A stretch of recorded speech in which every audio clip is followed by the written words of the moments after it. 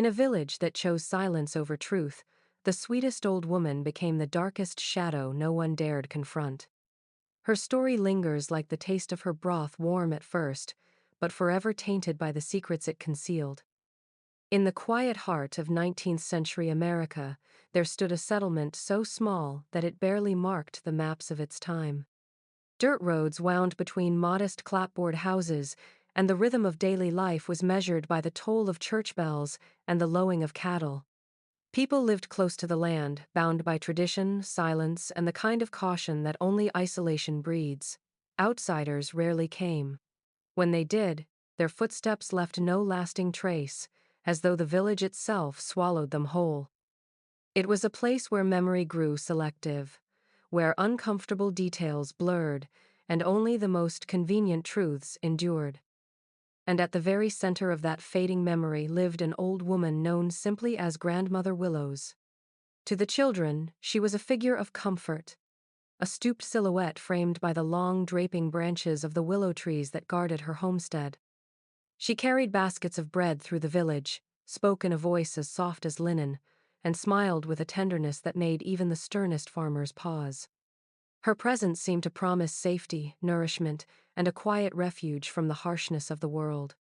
People said she had outlived her husband by decades, that she had no children of her own, and that perhaps that was why she opened her home to so many travelers. A kind soul, they whispered. Lonely, but kind. Yet when pressed to recall specifics, what year she first appeared in the village, what family she had once belonged to, no one seemed certain. Their recollections scattered like dry leaves in the wind. It was as if she had always been there, woven into the fabric of the community, yet never entirely of it. The vagueness itself became a shield, a way of excusing questions that otherwise might have been asked. Her home stood apart from the village, hidden under the cascading arms of ancient willow trees. The leaves hung low enough to curtain the windows, swaying gently in the wind as though they were alive and protective. Children dared one another to run past at dusk, claiming that the branches reached out when no one was looking. At night, a dim glow could be seen from her kitchen, the steady flicker of firelight that gave the impression of endless meals being prepared. Travelers found their way to her door, hungry, weary, and always welcomed with a smile.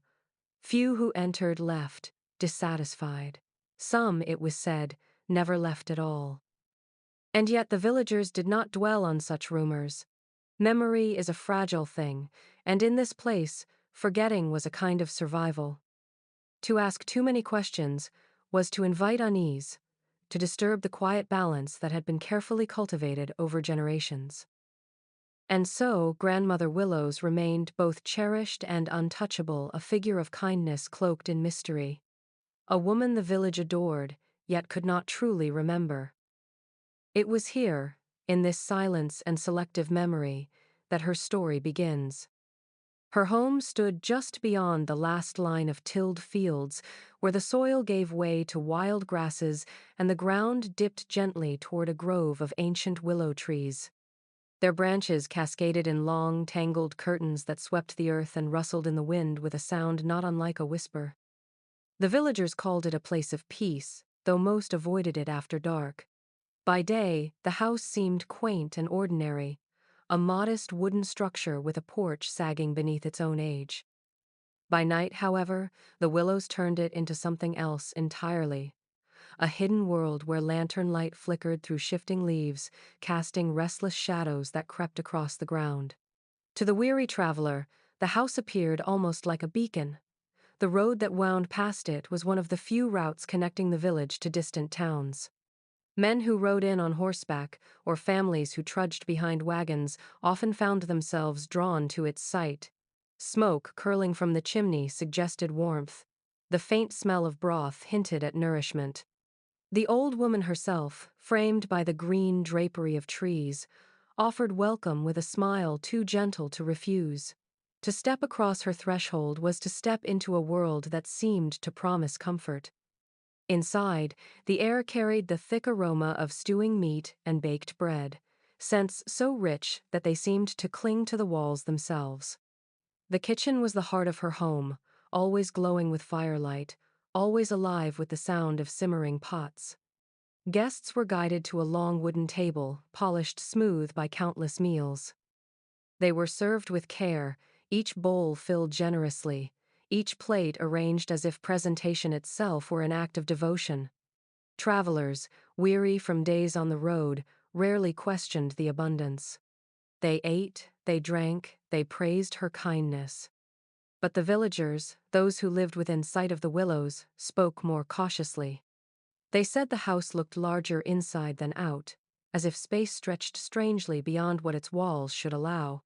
They noticed that the dogs, large, silent beasts with eyes that reflected firelight, prowled the edges of the kitchen, but never begged for scraps. Instead, they watched with unsettling focus, their gaze fixed upon the guests who ate with such gratitude. Some swore that when a visitor's laughter grew too loud, the dogs stiffened, ears pricked, their muscles tensed as though waiting for an unspoken signal. Still, no complaint was ever made, no accusation ever voiced. The house beneath the willows remained a refuge in name, a place where hospitality appeared endless. Yet beneath the sweetness of its welcome lingered a silence too heavy, a stillness that suggested the walls had heard far more than they should. Those who left spoke of comfort. Those who vanished left only the rustle of willow branches swaying in the night, as if the trees themselves were keeping count. She was remembered in fragments, as though no one could quite agree on the details. To some she appeared as a frail old woman, her back bent slightly by the weight of years, her hands always folded neatly in her lap.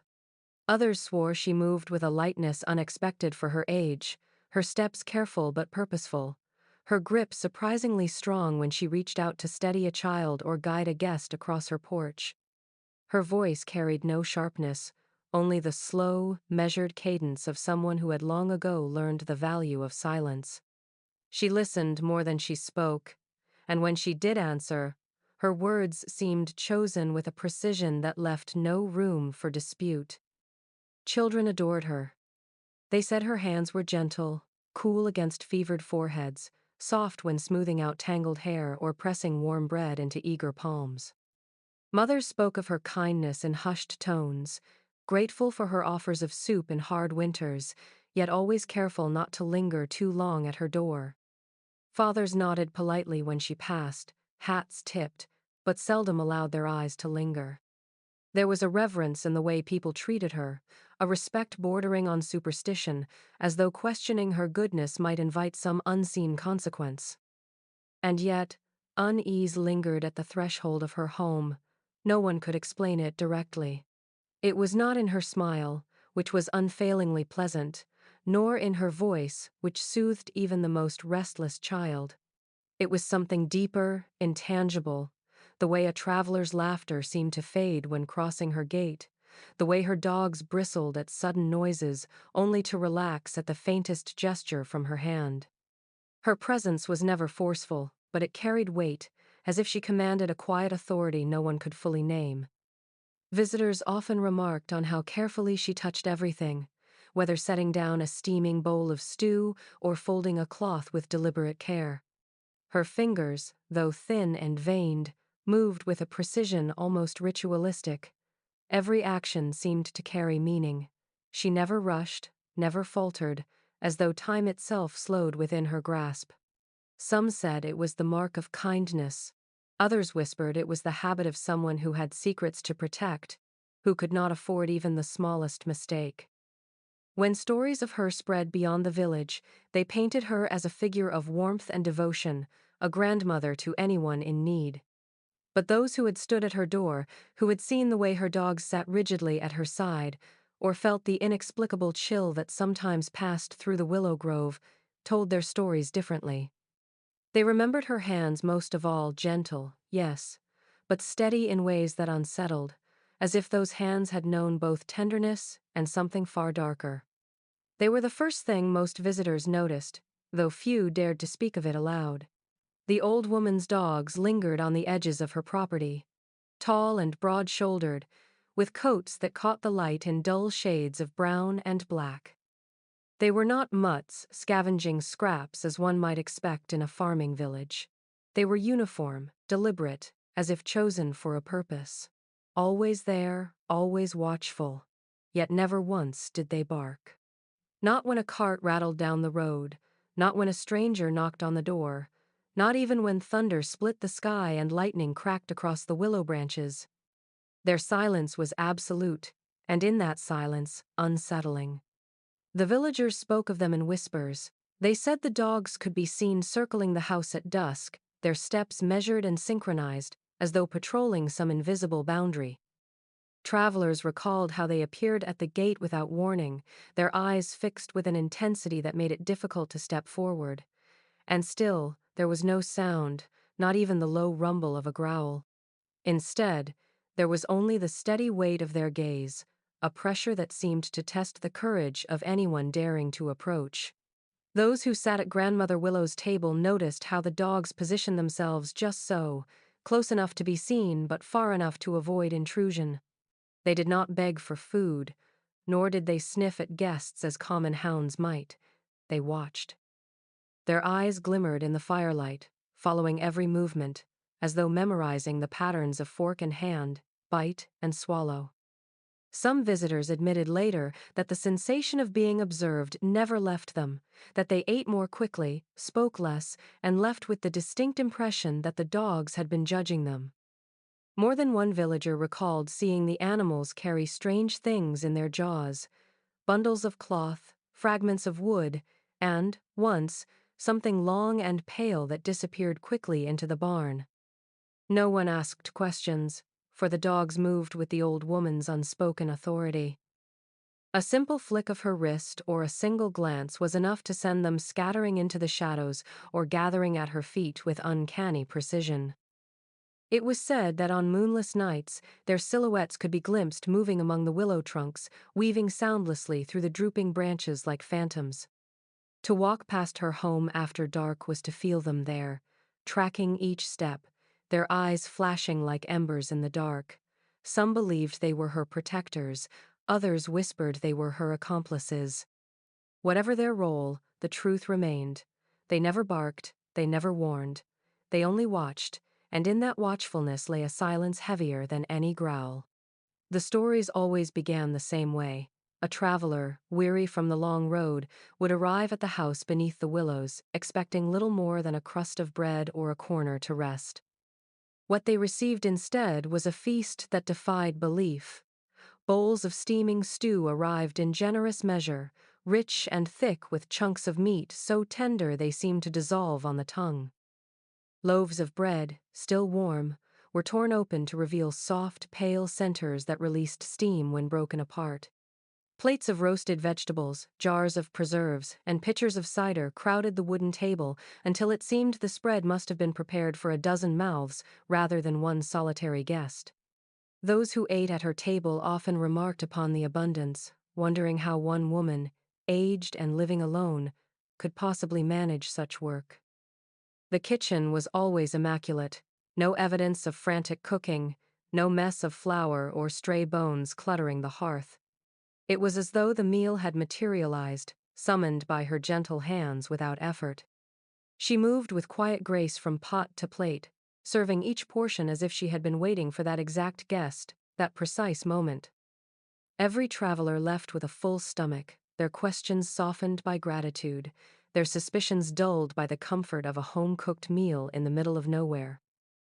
But in the village, the talk was quieter, edged with unease. The farmers' wives knew what it meant to prepare such meals.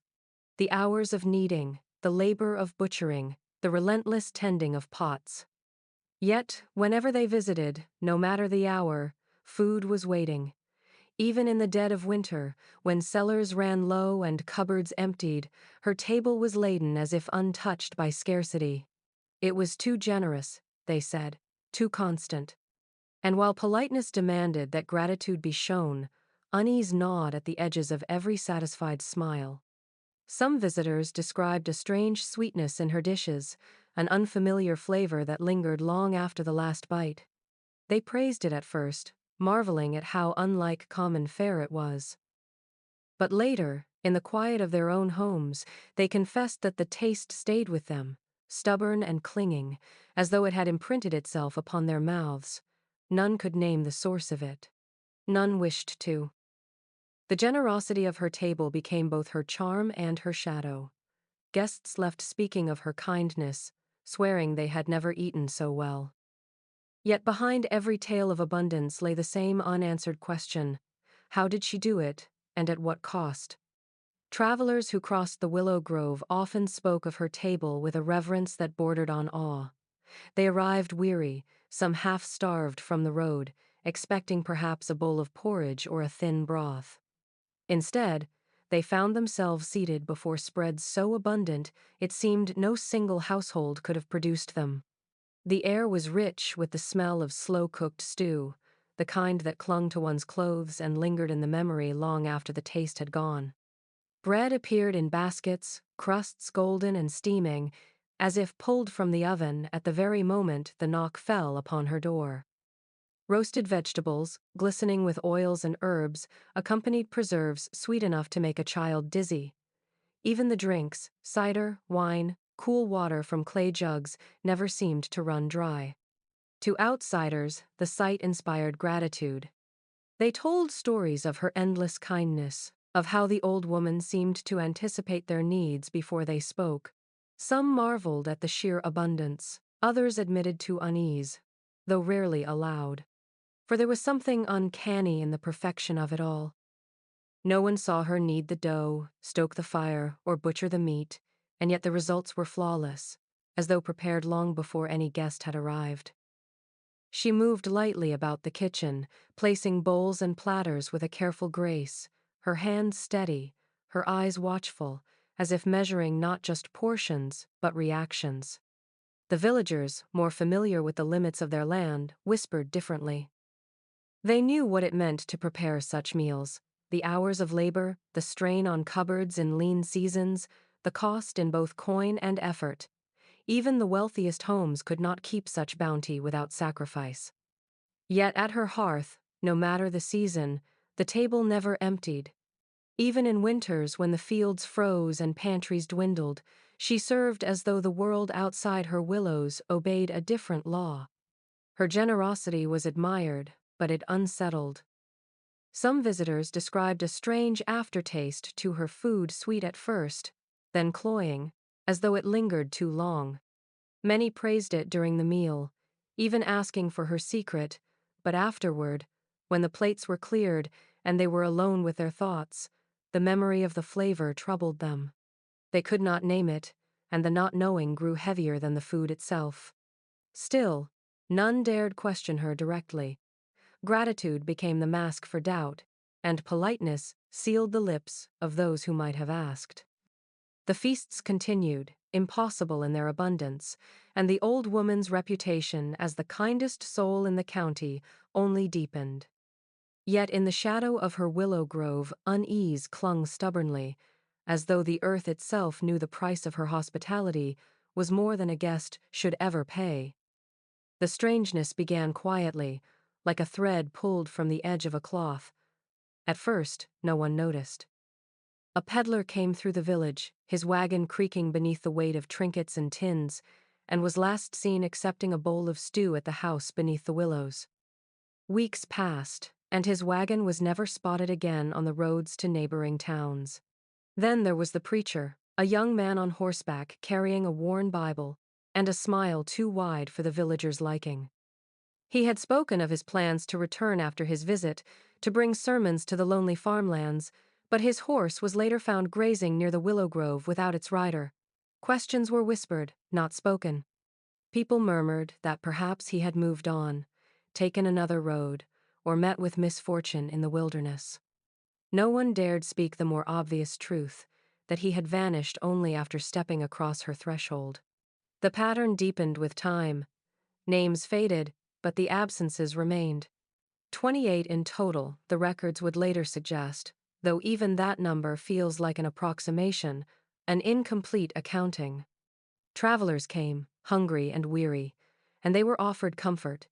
Yet their journeys seemed to end there, swallowed not by storms or bandits, but by the quiet warmth of a meal too generous to be questioned. Villagers began to avoid keeping count. To speak of it too plainly was to invite suspicion, and suspicion was dangerous in a place where silence had long been its own form of protection. The unease was strongest among the families of those who waited for letters, for signs of return. A brother in a distant town, expecting news from his kin, sent inquiries that went unanswered. A widow who believed her son had found work in the countryside never heard from him again. The village elders shifted uncomfortably when pressed by outsiders, offering vague explanations. Travelers move on, they said. People seek new lives. And yet, in their eyes lingered a doubt, a shadow of knowledge unspoken. Those who admitted to noticing spoke of her dogs most of all. They claimed to have seen them in the fields at dawn, carrying scraps of cloth between their jaws, or gnawing bones that seemed too large, too human in shape. Still, no one confronted the old woman. She remained untouchable, her kindness a shield stronger than suspicion. Her table was always set, her smile always waiting, and in the end, the silence of the village ensured the disappearances were never properly recorded. History blurred, the names forgotten, but the truth remained. Guests who entered the Willow, shrouded house so often never returned. The whispers began, as they always do, in small places low, hesitant, shared between trusted neighbors across fences or murmured in church pews where no one else could overhear. People spoke of nights when the stillness of the countryside was broken by sounds that did not belong. A cry, sharp and sudden, carried on the wind, a long drawn-out moan that faded too quickly. Some swore they heard the wild barking of dogs, though others insisted the dogs of grandmother Willows never made a sound. Stranger still, those who listened closely claimed the cries were sometimes followed by laughter high, thin, and fleeting, as though carried by a voice too old to be so light. And then came silence, the kind that settled over the grove like a shroud, smothering even the natural sounds of crickets and owls. The villagers were not blind, nor were they deaf. They knew what they heard, yet each chose to guard their tongue. It was easier to pretend the noises were tricks of the night, echoes distorted by the willow branches swaying in the wind. Easier, too, to cling to politeness, to nod respectfully when the old woman passed with her basket of bread, to thank her for her kindness, to accept her presence as something inevitable. Fear and courtesy became indistinguishable, a shared agreement that no one should speak too loudly of what unsettled them. There were those who wanted to act, who felt the unease grow too sharp to ignore. A young farmer once told his wife he would ride out after dark to see for himself, but when the night came, he sat motionless at their table, unable to lift his hand to the latch. His wife said she had never seen such fear in his face, and he never spoke of it again. Another man claimed he would ask her directly about the strange cries, but when the old woman pressed a loaf of bread into his hands and smiled with that unshakable gentleness, his questions dissolved before reaching his lips. Politeness was not just manners in the village, it was survival. To question Grandmother Willows was to disturb something the community had chosen to ignore, a fragile balance that allowed life to continue without confrontation. The whispers remained whispers, traded behind closed doors, spoken in hushed tones that died the moment her shadow appeared. And so the nights went on, filled with muffled cries, sudden laughter, and the silence that followed. The village endured, bound by fear disguised as civility, and by a dangerous veil of courtesy that kept the truth locked firmly behind the willow trees. It was not discovered until many years later, when the township's records were gathered into a new courthouse and the old ledgers, faded and brittle, were pulled from the shelves. The book was unremarkable at first glance, its leather cover cracked and mottled with damp, its pages yellowed by time. It was meant for ordinary things, taxes, land claims, the comings and goings of itinerant workers who passed through the county. But nestled between lists of debts and mundane entries, there was something else. In careful, looping handwriting, names were written one after another. Travelers, peddlers, preachers, families on the move. Some with full details, others marked only by initials. Each name was followed by a note so brief it might have gone unnoticed, had it not repeated with uncanny regularity. last seen near the willows. At first, the pattern did not alarm those who read it. Rural towns of the 19th century were accustomed to disappearances. People vanished into wilderness, were claimed by illness, or left behind their lives without warning. But the more the entries were studied, the more undeniable the pattern became. 28 in total, all within a decade, all fading into silence after passing through that same stretch of road. No return, no message sent to loved ones, no confirmation of their fate beyond the brief scrawl of the clerk's hand.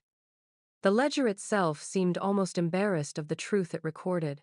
Some entries were crossed out, the ink smudged as though by a hurried hand. Others carried vague notes. Assumed, departed. No complaint filed. Matter closed. Yet the repetition persisted, each new entry echoing the one before.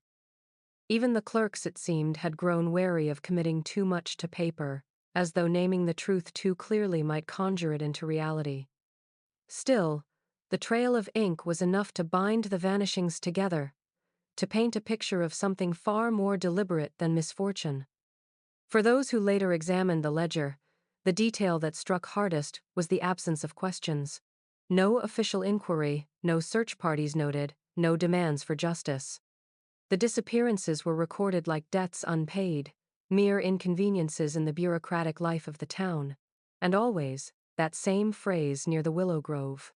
The ledger now rests in an archive, its pages fragile beneath protective glass. Visitors who peer at the faded ink cannot help but imagine the faces behind the names, the voices that once laughed, prayed, or bargained before vanishing into silence. It is a record not only of loss but of complicity, a book that tells less of those who disappeared than of those who chose to look away. 28 lives, reduced to a few lines in a dusty volume, all tethered to the house beneath the willows, and all swallowed by the silence that the village never dared to break. They were always there, moving like shadows across the willow grove, their presence as constant as the old woman herself. Her dogs were gaunt, their ribs faintly visible beneath dark coats that never seemed to shed or grow dull with age. Yet, for all their lean appearance, there was a strength in them that unsettled even the bravest of farmers. They were not beasts of burden or hunting companions, nor did they serve as the common village hounds who barked at strangers and begged for scraps. Instead, they moved with a chilling precision, each step measured, each glance attuned to the slightest gesture of the woman who commanded them. The villagers often remarked on their silence. These were not dogs who howled at the moon or barked at approaching footsteps. They communicated in ways unseen, their obedience immediate, their loyalty absolute.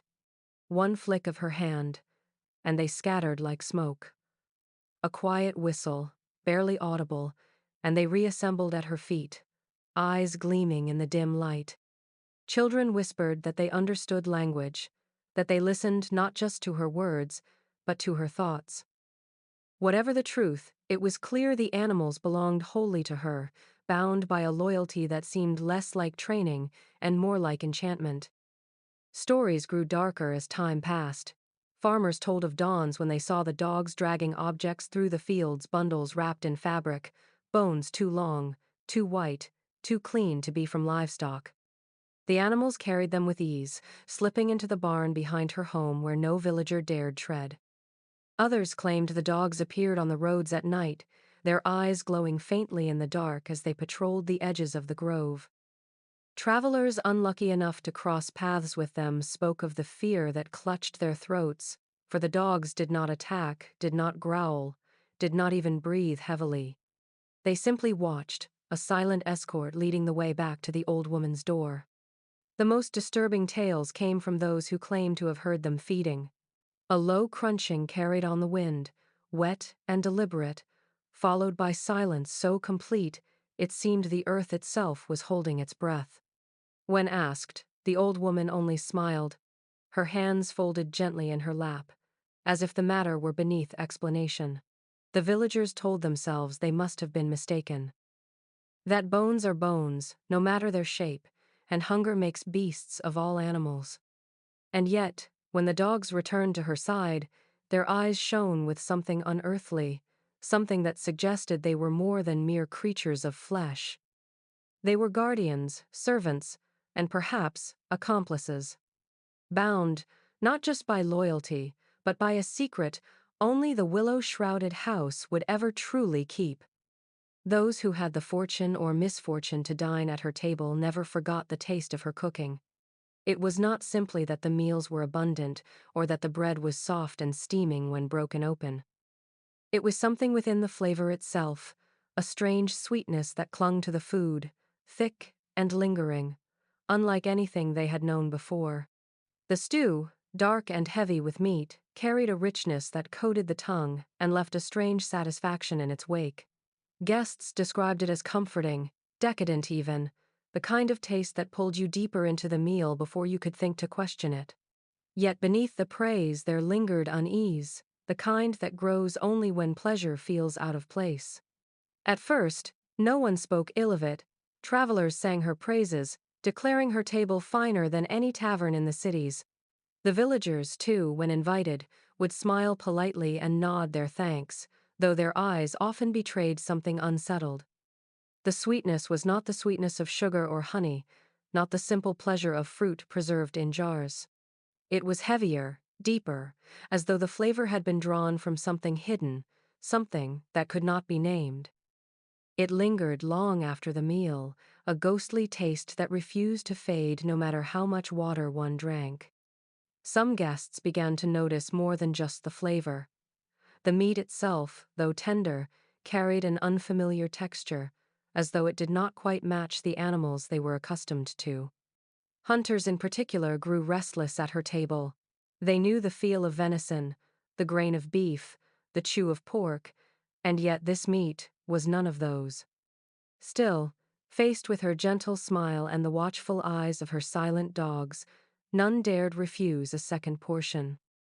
To do so would be an insult, and in a village where hospitality was a sacred bond, insult carried its own dangers. As time went on, the whispers grew. Families spoke in low voices about how their children, after eating at her table, would sometimes wake at night with stomachs knotted and mouths dry, the sweetness still clinging to their tongues.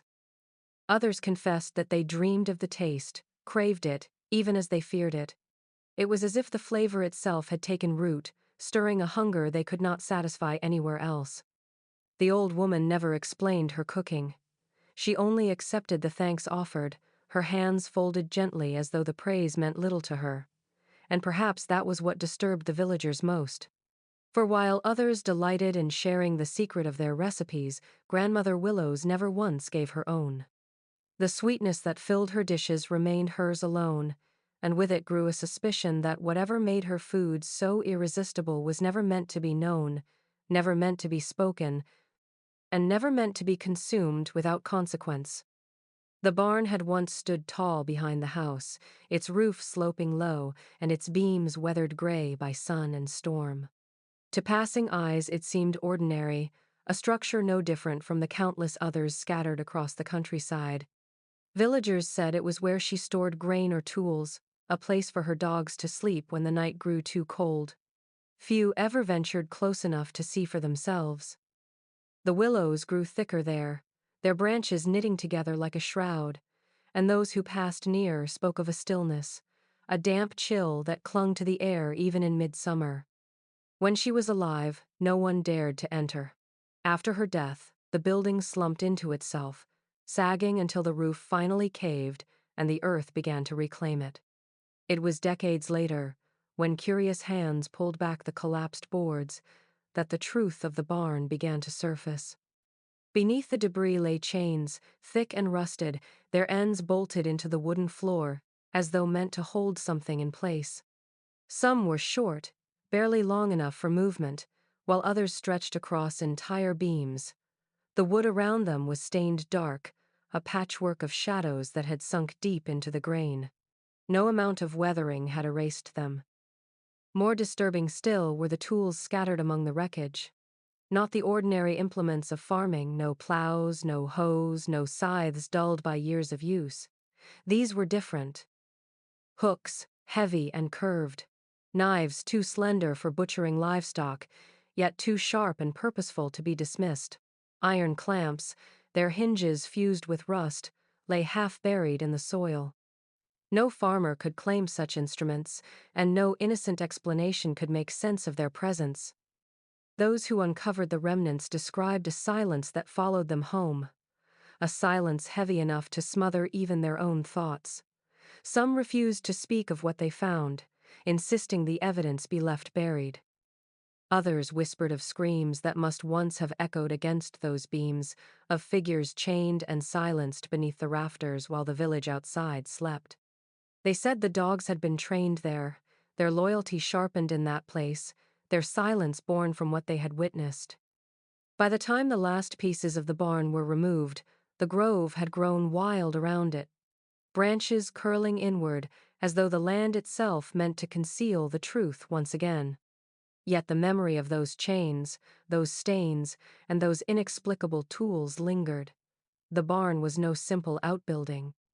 It was a chamber of secrets, a place where hospitality soured into horror, and where the sweetness of her table found its darkest origin. For years, the story of Grandmother Willows drifted between myth and memory, passed down in fragments that blurred with each telling.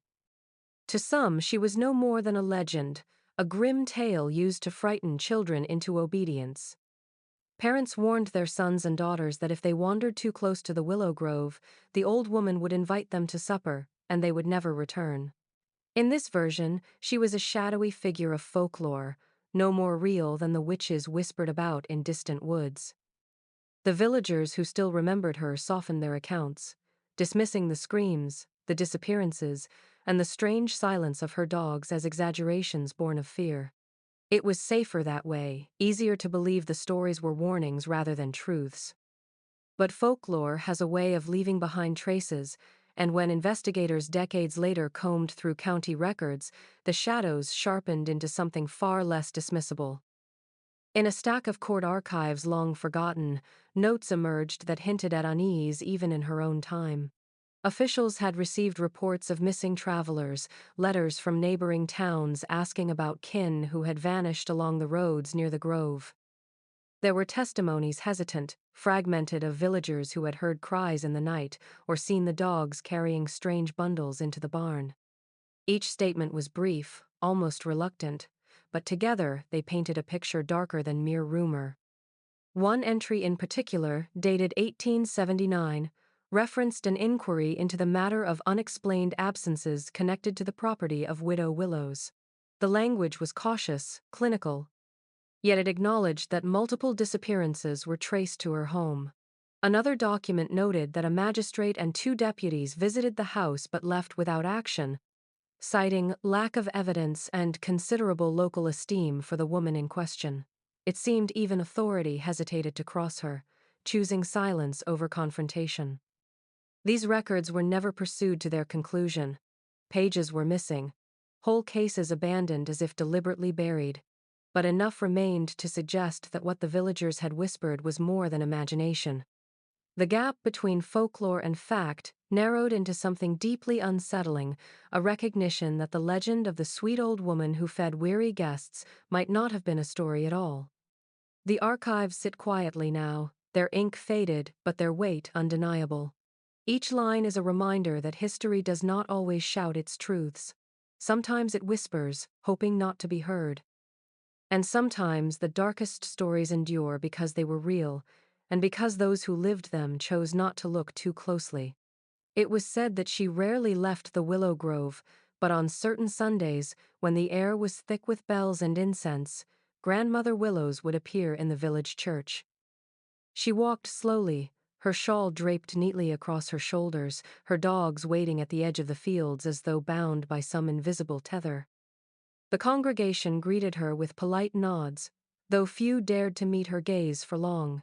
She sat in the back pew, hands folded, lips moving in quiet prayer. To any who watched, she appeared as pious as the rest, a lonely widow seeking solace and faith. Yet one priest, years later, would insist that her devotion hid something far more troubling. He was a young man, newly arrived from the city, unaccustomed to the strange silences of the countryside. He carried with him a confidence that unsettled the older villagers, for he believed truth was a duty, and sin a burden that demanded light. When the old woman entered the confessional, he expected little more than the usual murmurs of doubt and ordinary sins of temper or neglect. Instead, he heard a voice so soft he thought at first it was imagination. Her words slipped through the lattice, quiet as breath, but precise, deliberate. "I never cooked alone," she whispered. The priest waited, expecting elaboration, but none came. He asked what she meant, pressing her gently, but her silence stretched on. When he began to recite the words of absolution, she interrupted with a sound that was neither laugh nor sob, something caught between the two. Then she rose and left the confessional before he could finish, her footsteps measured, her shawl brushing against the wood. He said the smell of smoke lingered long after, though no fire burned nearby. The priest told no one at first, uncertain if what he heard was confession or trick, but the words gnawed at him. He recalled the stories he had already begun to hear, whispers of missing travelers, of food too sweet, of dogs that never barked. "I never cooked alone." The phrase echoed in his prayers, growing heavier each night. Within weeks, he asked to be reassigned. His departure was abrupt, his sermons cut short, his belongings hurriedly packed. Some villagers said he looked pale, hollow-eyed, as though the confession had drained the strength from him. Others believed he carried knowledge too dangerous to speak aloud. He never returned to the town, and he never wrote of it again. But those words, passed down through rumor, survived long after his absence. They linger still, chilling in their simplicity. For in that small booth, with the weight of faith pressing down, the sweet old woman had confessed not to loneliness, but to partnership, though with whom, or with what, no one has ever dared to answer. When the grove was finally disturbed decades later, it was not curiosity that led investigators there, but a dispute over land rights. Surveyors came first, men in plain clothes with tape measures and notebooks, and they remarked on how the ground beneath the willows seemed strangely heavy. The soil was darker than the surrounding fields, damp even in drought, clumped as though it had been fed by something other than rain. Local historians urged caution. They reminded the men of the old stories, the whispers that clung to the house and its mistress. But science, indifferent to folklore, pressed forward. Samples were taken, bagged, and sent away to a laboratory where legend had no sway. When the results returned, they carried the chill of confirmation. Embedded in the soil were fragments, calcium deposits consistent with bone, too small and weathered to identify as animal. Alongside them, faint traces of ash, particles that bore the unmistakable signature of fire. The tests revealed a history the land itself had been holding in silence. Layer upon layer of burned remains mingled with roots that had grown thick and knotted around them. Some pieces were so fine that they might have been overlooked as dust. Yet under magnification, the truth sharpened, undeniable and cold. Experts spoke cautiously. They suggested that the fragments might have come from livestock, that the ash could have been the byproduct of ordinary farming fires. But the pattern told a different story. The soil was not scattered with remnants but saturated with them, as though a ritual of disposal had been repeated again and again in the same place. One investigator remarked that it was less like a burial ground than a furnace that had fed the earth over decades. The willows themselves had thrived on it, their branches thick and long, their shade almost suffocating. For the villagers, the findings were not a revelation but a vindication of memory. They had long avoided the grove, long spoken of the strange taste of her meals, the disappearances no one recorded with care. Now, the ground itself had spoken, carrying the secrets she never admitted in life. Whispers turned sharper, darker. They said the sweetness of her stew had been born of that very soil, that what she cooked seeped into the roots and rose back through her pots. The evidence was preserved, filed away in reports that would never find wide circulation. Yet for those who stood beneath the willows, the knowledge was enough. Every creak of the branches sounded heavier, every shadow thicker, as if the trees themselves were complicit. Beneath their roots lay the taste of secrets, too bitter to forget, too terrifying to name outright. The photograph is faded now, its edges curled, its surface scarred with the cracks of time. Yet even in its fragile state, it holds a power that unsettles those who dare to look too long. It is the only known image of her, the woman who had come to be known as Grandmother Willows. Taken, it is believed, sometime in the late 1870s, the portrait was likely arranged by a traveling photographer who passed through the village, offering his services for coins and memories. She sits in her parlor, her body turned slightly toward the camera, her face caught in the faintest of smiles.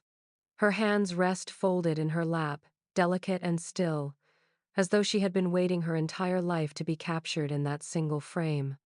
At first glance, she appears ordinary, perhaps even warm. Her eyes are small, her hair pinned back in a severe bun, her shawl draped neatly over her shoulders. But it is not her face that draws the gaze of those who study the image. It is the curtain just behind her, lace thin enough to let in a soft spill of light. There, pressed faintly against the fabric, is a shape dark, sharp, and distinctly wrong.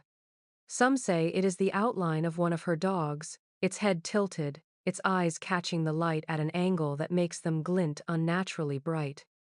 Others insist it is not an animal at all, but something more distorted, a shape that suggests teeth, a muzzle, and a shadow that refuses to resolve into anything natural. Historians have argued over the photograph for decades. Was it a trick of exposure, the light falling strangely through the willow branches outside? Was it a hand, blurred in motion, captured at the wrong moment? Or was it something else entirely, something that slipped into the portrait as if determined to be remembered alongside her? The villagers who saw it when it was first taken needed no convincing. They whispered that the camera had caught what the human eye was never meant to see. The photograph passed quietly from one archive to another, surviving fires, floods, and neglect. Today, it remains under glass, studied by those who are drawn to its strange details. The faint smile on her lips unnerves more than it comforts, for it seems to know something the viewer does not. And always, behind her, that shadow, that suggestion of a presence too large, too sharp, too alive to be dismissed. The widow's portrait has become more than a relic. It is a silent witness, proof that whatever secret she kept within her house, she was never entirely alone. When the old woman finally passed, her house beneath the willows fell into stillness. The smoke no longer curled from her chimney, the warm glow of firelight no longer pulsed behind the curtains. Yet something lingered in the grove, something restless. Her dogs, the ever-present guardians that had shadowed her every step, did not vanish with her. For days they remained by the house, pacing restlessly, their shapes moving through the trees like specters. When villagers approached to see if they might bury the widow or salvage her belongings, the animals barred the way. Their silence had not broken in life, and it did not break in death. They did not bark, they did not whine. They only stared, their eyes glimmering with a strange and terrible knowing. It was only after hunger began to gnaw at them that the dogs finally left the grove. They drifted outward into the countryside, slipping through fields and across roads, their movements coordinated like a pack of hunters. Farmers began to report livestock gone missing, sheep torn open in their pens, calves vanishing without a trace. The killings were not like those of ordinary strays.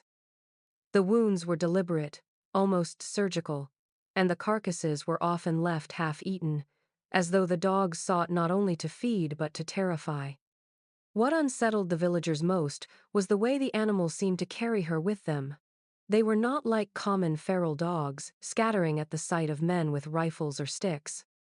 These creatures stood their ground, unflinching, their gaze steady and unafraid. Some swore they saw them moving in unnatural patterns, circling farms in silence before melting back into the woods. Others claimed that, on certain nights, they heard low sounds carried on the wind. Not howls, not growls, but something closer to speech. Farmers locked their doors tighter, Children were forbidden from wandering after dusk, and the willow grove was left to rot untouched. Legends grew quickly. People whispered that the dogs had absorbed more than training, that they carried the essence of her will, her malice, her secrets.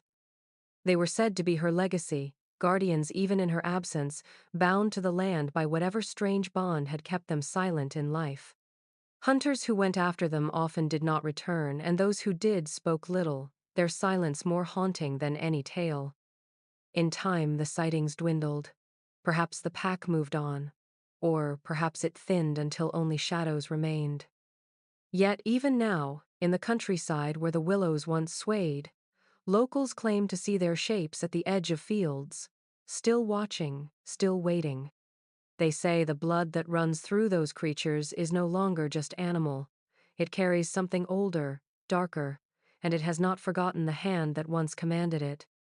The house beneath the willows has been empty for over a century, its timbers sagging under the weight of time, its roof pierced by branches that claw their way through broken shingles. Yet those who have dared to step across its threshold tell of an unease that cannot be explained by decay alone. The air inside feels heavier than it should, as though the rooms themselves have not forgotten what once took place within. Most disturbing of all is the kitchen. Long after fires in its hearth have gone cold and its shelves collapsed under rot, a smell lingers there thick, cloying, impossible to dismiss. It is the smell of broth, of simmering meat, rich and faintly sweet, as though a pot still rests upon the stove just out of sight. Explorers describe it in hushed tones, recalling how the scent seemed stronger the longer they stood in the room. At first, it is barely noticeable, mingling with the damp musk of old wood and mold. But soon it sharpens, coating the back of the throat, settling into the stomach with an almost nauseating persistence. Some said they could hear faint sounds as well, water bubbling, the scrape of a ladle against iron, footsteps shifting on the warped floorboards as though someone moved just beyond the veil of sight. The kitchen, they insist, is not silent, it hums with memory. Paranormal enthusiasts, drawn to the legend, brought instruments meant to capture proof, recorders, cameras, sensors. What they found unnerved even the skeptics among them. Recordings picked up low murmurs when no one spoke, a rhythmic stirring that rose and fell like a pot being tended. One photograph taken in dim light revealed an outline on the wall near the hearth, a darkened silhouette shaped like a suspended pot, though nothing hung there. Others swore that the shadows in the corners shifted when their backs were turned, elongating into shapes that did not belong to the broken furniture or collapsed shelves. Local historians note that this kitchen was the heart of her legend. It was here she prepared the endless feasts that travelers once praised. It was here she stirred the pots whose sweetness no one could name. And it was here, if the darker rumors are true, that innocence and hospitality blurred into something unspeakable. To stand in the kitchen now is to stand within that echo, to feel the residue of meals that nourished some and erased others. Those who leave the house speak of carrying the smell with them, clinging to their clothes, their skin, even their dreams. It fades slowly, reluctantly, as though reluctant to be forgotten. And perhaps that is the truest horror of all, that the kitchen does not let go, that the memory of what was cooked there still simmers endlessly on a fire that refuses to die. The township records from that era are brittle now, their ink faded and their pages mottled with mold. In them, a handful of names appear, only to vanish just as quickly travelers recorded as having passed through, but never marked as having departed. A merchant from Ohio, a schoolteacher on her way west, a pair of brothers seeking farmland, a seamstress traveling alone. Their names once meant something, carried lives, hopes, and connections stretching far beyond the willow grove. Yet today, they are little more than fragments in forgotten ledgers, their letters blurred into obscurity. What endures instead is the number 28. Not 27, not 29, always 28. Locals repeat the figure with a kind of reverence, as though it marks not just the scale of her deeds, but the completeness of them. 28 lives folded neatly into silence, swallowed by a single house. Their names were once written in letters, perhaps spoken in prayer by families waiting for their return. But in the village itself, memory worked differently. Those who might have recalled their faces chose instead to remember only shadows. To speak too clearly of the vanished was to risk stirring the unease that pressed upon everyone who lived beneath the reach of the willow branches. There are no graves for them, no markers to suggest where they might have been laid to rest. The land itself seems to have consumed their identities, scattering them like ash in soil. Even the descendants of those who inquired after missing kin found themselves thwarted. Letters went unanswered, archives misplaced, and witnesses turned vague when pressed. In time, the voices that once asked, "Where is my son, my sister, my husband?" grew quieter, fading into the greater silence of history. The village, perhaps, wanted it that way. Forgetting was easier than naming. Yet traces persist. In one diary kept by a midwife, there is a note about the widow's new borders written with unease. In another record, a blacksmith mentions strangers seen last at the willow grove. Each reference is like a faint outline, suggesting lives that brushed against the village before disappearing forever. But none of them endure as individuals. They are 28, bound together in anonymity, their identities blurred until the victims themselves become inseparable from the myth of the house. To walk through the grove now is to feel that absence. It is not just the silence of trees or the weight of history, it is the void left by the lives no longer remembered. The 28 do not have headstones, but their number stands in place of names, etched invisibly into the air, into the roots of the willows, into the walls of the kitchen where sweetness once masked horror. They linger not as people, but as a single haunting truth, forgotten by the living, yet bound eternally to the house that consumed them. The question lingers heavier than any whisper of ghosts or shadows. Why did no one stop her? In a village where neighbors knew the sound of each other's footsteps, where lives were measured by shared seasons and passing harvests, silence was not born of ignorance, it was a choice. People saw the travelers arrive, they saw them welcomed into her home. And then they saw nothing more. Yet the shutters remained closed, the smoke rose from her chimney, and her table was always set. There was unease, yes, murmurs of screams in the night, rumors of her dogs carrying strange burdens, but unease did not grow into action. Some say it was gratitude that bound their tongues. Her food had fed them in lean winters, when storms trapped families indoors and crops failed. She brought loaves to the church, bowls of broth to the sick, her kindness woven into gestures so ordinary they seemed beyond suspicion. To accuse her would have meant accusing the very hands that had once offered nourishment, the woman who had smiled and called them dear. Gratitude, twisted into denial, became complicity.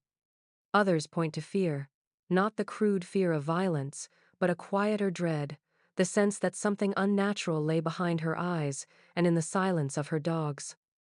To confront her was to risk being invited in, to risk becoming the next name that slipped from memory. Better to nod politely, to avert the gaze, to whisper in private and never in public. Fear kept doors shut, voices lowered, and questions unasked. And then there was the terror of truth itself. To wonder too closely what simmered in her pots was to risk unraveling the fragile fabric of normalcy that allowed the village to function. People needed to believe their world was safe, that evil lived elsewhere. To discover that it lived at the heart of their community, in the hands of a frail widow they had trusted, would have been to confront a horror far greater than any stranger's disappearance. So they told themselves stories that the travelers moved on, that the dog's silence meant nothing, that the sweetness of her stews was simply her gift. Complicity is rarely a single act. It is a pattern of small choices, each made to preserve comfort, to avoid risk, to protect oneself at the cost of another. In the case of Grandmother Willows, those choices stretched across years, weaving a veil that concealed 28 vanishings. The village lived with the weight of its silence, perhaps even convincing itself of innocence. But the truth lingers in the roots of the willows, that her deeds thrived not only on her cunning, but on the complicity of those who saw and chose to look away. The story of Grandmother Willows has survived not through monuments or official records, but through whispers that refuse to fade. To some, she remains a folk tale, the kind of cautionary tale told to children around hearth fires or woven into ghost stories on stormy nights. Her name is spoken with a mix of awe and dread, carried by the wind through the willow branches that still bend low over the land where her house once stood. She is remembered not as flesh and blood, but as a warning etched into the marrow of a community that never truly confronted its past. Yet for others, her legacy is more than myth. It is evidence of how easily kindness can become camouflage, how generosity can mask something darker. Her faint smile in the single surviving photograph, her gentle reputation, her endless meals, all these details form the outline of a woman who understood the power of appearances. She embodied the paradox that the most horrifying truths often hide behind the most ordinary faces. In her story lies the uncomfortable lesson that evil does not always come shouting or bearing obvious malice.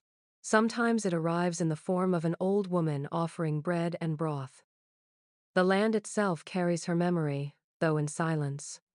The grove still grows thick, the willows bending low as though listening to secrets buried in their roots. Explorers describe a heaviness there, a sense that the air itself remembers what was done. The soil tests, the rusted tools, the chains in the barn, these fragments remain as tangible reminders that the story was not only legend. They are proof that what villagers once tried to dismiss as superstition was rooted in something very real, a horror that thrived in secrecy, in silence, in complicity. Her legacy, then, is twofold. She has become a symbol of dread, a ghost that haunts the American imagination, a tale invoked to explain why strangers vanish or why one should never fully trust a smile. But she is also a mirror, forcing us to confront the ease with which communities can look away, with which gratitude and fear can blind us to atrocity. In remembering her, whether as myth or fact, we are compelled to ask how many other Grandmother Willows have been forgotten, their deeds erased by time, their victims left unnamed. No history book will devote pages to her, for her story resists neat categories of fact and fiction. But her shadow endures in whispers, in warnings, and in the unease that lingers when kindness comes too freely, too sweetly.